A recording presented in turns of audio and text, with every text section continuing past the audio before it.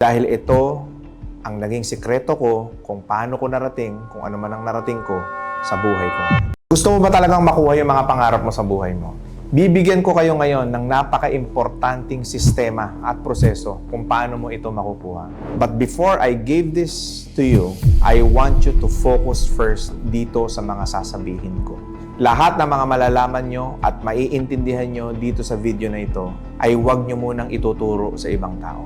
Gusto ko munang sarilinin nyo ito, gusto ko munang maging epektibo ito sa inyo bago nyo ito ikwento sa iba. Dahil ito ang naging sikreto ko kung paano ko narating, kung ano man ang narating ko sa buhay ko. Currently, alam ko na marami sa inyo ang nanonood ng video na to na hindi talaga ninyo alam kung bakit nga ba masipag ka, matyaga ka, nagsusumikap ka sa buhay na lahat halos ginagawa mo para makuha yung mga pangarap mo. Lahat na lang ng effort, ginawa mo. Lahat na lang ng dapat pag-aralan, pinag-aralan mo. Lahat ng mga taong dapat pakisamahan, sinubukan mo naman pakisamahan.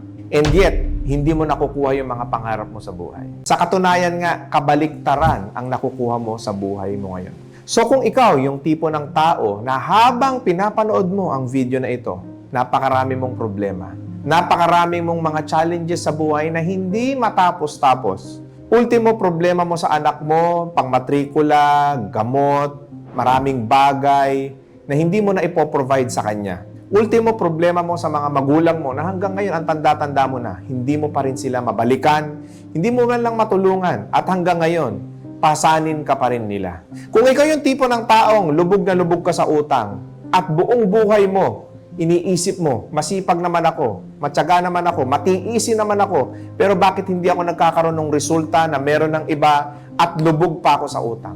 Kung ikaw yung tipo ng tao na puro kamalasan na lang ang inaabot mo sa buhay na to, makinig kang maigi ngayon dahil ito na ang magiging umpisa ng hakbangin mo papunta dun sa tagumpay na gusto mong makuha sa buhay mo.